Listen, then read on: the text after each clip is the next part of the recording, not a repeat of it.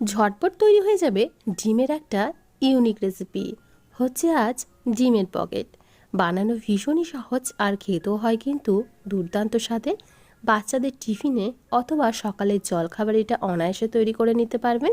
ভিডিওটি শুরু থেকে শেষ পর্যন্ত দেখার অনুরোধ রইল। আমি সীমা, আপনারা দেখছেন টেস্টি ফুড উইথ সীমা। ডিমের পকেট তৈরি করার জন্য প্রথমে এখানে নিয়ে নিয়েছি 1.5 কাপ পরিমাণে ময়দা। প্রথমে 1 কাপ নিয়েছিলাম, তারপর হাফ কাপ দিয়ে দিলাম। এরপর দিয়ে দিচ্ছি ময়দার পরিমাণ অনুযায়ী লবণ, দিয়ে দিচ্ছি অল্প একটু পরিমাণে চিনি, আর দিচ্ছি 3 চামচ পরিমাণে সাদা তেল। সাদা তেলটা ব্যবহার করছি ময়ানের জন্য, অবশ্যই সাদা তেলটা ব্যবহার করবেন। তারপর খুব ভালোভাবে একসাথে সমস্ত কিছু মিশিয়ে নিচ্ছি। এরপর অল্প অল্প জল দিয়ে একটা ডো তৈরি করে নেব, যেমন আমরা রুটি, লুচি, পরোটার জন্য ডো তৈরি করে থাকি। ঠিক সেই রকমভাবেই এই ময়দার একটা ডো তৈরি করে নিচ্ছি। তো দেখুন আমাদের ময়দার ডোটা একদম রেডি হয়ে গেছে। এরপর ময়দাটাকে রেস্টে রেখে দিচ্ছি প্রায় 10 থেকে 15 মিনিটের মতো। 10 থেকে 15 মিনিট পর ঢাকাটা খুলে নিলাম। এরপর এই ময়দাটাকে আরও একটু পরিমাণে মথে নিতে হবে।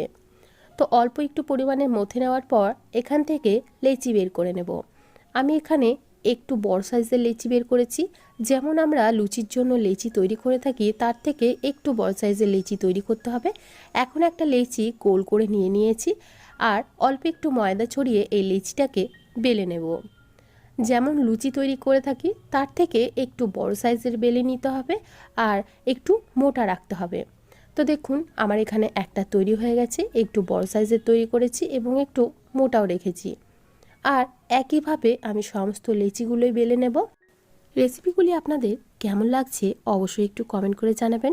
ভালো লেগে থাকলে একটা লাইক করার অনুরোধ রইল, এবং আমার চ্যানেলে নতুন বন্ধু থাকলে চ্যানেলটিকে সাবস্ক্রাইব করারও অনুরোধ রইল। আমি একইভাবে সমস্ত লেচিগুলো বেলে নিয়েছি। এরপর নিয়েছি 4টে বাটি।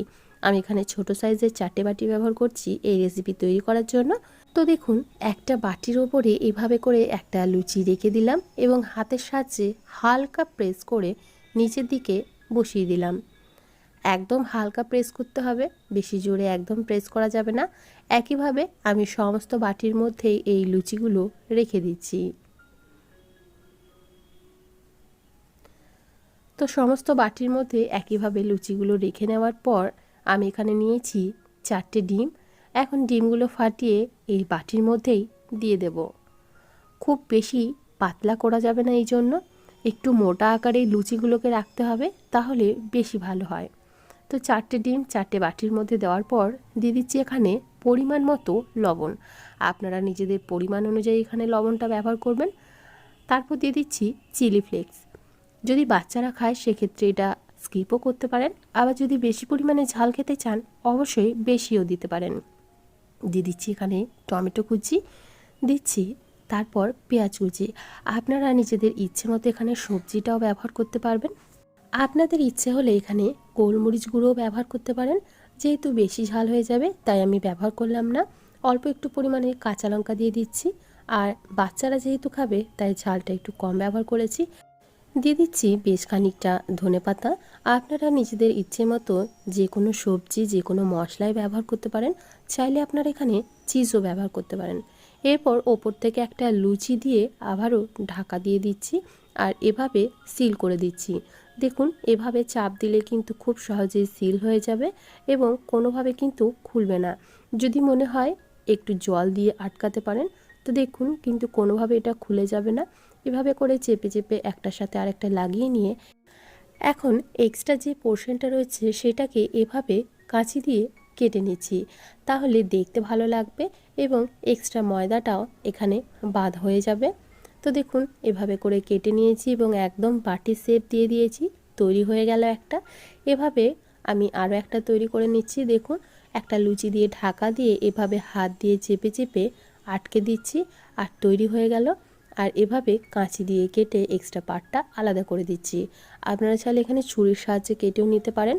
তো দেখুন এভাবে বাকি সবগুলোই তৈরি করে নেব। আর এটি খেতে কিন্তু ভীষণই সুস্বাদু হয়, আর বানানো তো দেখছেনই ভীষণই সহজ। তো এভাবেই সমস্ত বাটিগুলোই আমি তৈরি করে নিচ্ছি। তো সমস্ত বাটিগুলো তৈরি করে নেওয়ার পর বাটি থেকে বের করে একটা দিয়ে দিলাম তেলের মধ্যে। তেলটা আমি এখানে অল্পই রেখেছি। আপনারা চাইলে কিন্তু ডিপ ফ্রাই করতে পারেন, আবার এভাবে স্যালো ফ্রাই করতে পারেন। অল্প একটু গরম তেল এই স্ন্যাক্সটার ওপরে দিয়ে দিচ্ছি। দেখুন কতটা সুন্দরভাবে ফুলে উঠছে। আপনারাও এভাবে করবেন, একদম পারফেক্ট হবে। আমি এখানে খুব ভালোভাবে ভেজে নিচ্ছি। দেখুন একটুও কিন্তু পুর বাইরে বেরিয়ে যায়নি, আর কতটা সুন্দর হয়েছে। এভাবে দুটো স্প্যাচুলার সাহায্যে উল্টে দিচ্ছি এবং নিচের দিকটাও হতে দেব। উল্টে পাল্টে একটু সময় ধরে মিডিয়াম টু লো ফ্লেমে রেখেই ভেজে নিতে হবে, তাহলে বেশ খাস্তা তৈরি হবে। আর দেখুন কতটা সুন্দর কালার এসেছে, আশা করি আপনারা দেখেই বুঝতে পারছেন। এভাবেই তৈরি হয়ে গেল আমাদের একটা ডিমের পকেট। বানানো তো ভীষণই সহজ, আর খেতেও হয় কিন্তু দারুণ সুস্বাদু। দেখুন কতটা সুন্দর কালার এসছে। একইভাবে আমি সমস্তগুলো এখানে ভেজে নিচ্ছি, একটা একটা করে ভাজছি। যদি আপনারা চান এখানে দুটো করেও ভেজে নিতে পারেন। কতটা সুন্দর কালার এসেছে, আর দেখতেও কিন্তু ভীষণ ভালো লাগছে। একইভাবে সমস্ত ডিমের পকেটগুলোই আমি এখানে ভেজে নিয়েছি। টমেটো কেচাপের সাথে অথবা আপনাদের ইচ্ছে মতো যে কোনো চাটনির সাথেই পরিবেশন করতে পারেন, খেতে কিন্তু অসাধারণ লাগবে। আর দেখুন একটা এখন কেটেও দেখাচ্ছি ভেতরটা ঠিক কীরকম হয়েছে। দেখুন ভেতরটা কতটা সুন্দর হয়েছে। খুব কম সময়ে সকালে জলখাবারে অথবা বাচ্চাদের টিফিনে এটা দিতে পারেন, খেতে কিন্তু অসাধারণ লাগে। ভিডিওটি ভালো লেগে থাকলে একটা লাইক করে দেবেন। আজকে এখানেই বিদায় জানাচ্ছি, আবারও হাজির হয়ে যাবে নতুন কোনো রেসিপি নিয়ে। ভালো থাকবেন, সুস্থ থাকবেন। ভিডিওটি সম্পূর্ণ দেখার জন্য অসংখ্য ধন্যবাদ। বাই।